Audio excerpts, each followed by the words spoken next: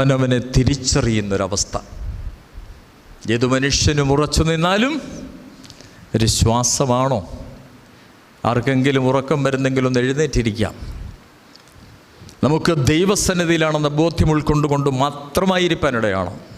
നിരാശപ്പെട്ട ആരും ഇന്ന് ഇതിനകത്തുനിന്ന് ഇറങ്ങിപ്പോകാനിടയാവരുത്. അലട്ടുന്ന വേദനകളോ പ്രതിസന്ധികളോ പ്രയാസങ്ങളോ ഉണ്ടെങ്കിൽ ഉത്തരമരുളുന്ന ഒരു ക്രിസ്തുവിനെ കൊണ്ട് മാത്രമേ കടന്നു പോകാവൂ.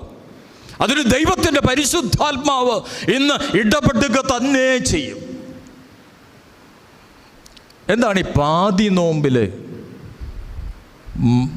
ദേവാലയത്തിൻ്റെ മധ്യത്തിലൊരു കുരിശ് നാട്ടാറുണ്ടല്ലേ? അതിൻ്റെ ലക്ഷ്യം പുറപ്പാട് പുസ്തകത്തിൽ പറയുന്നുണ്ട്.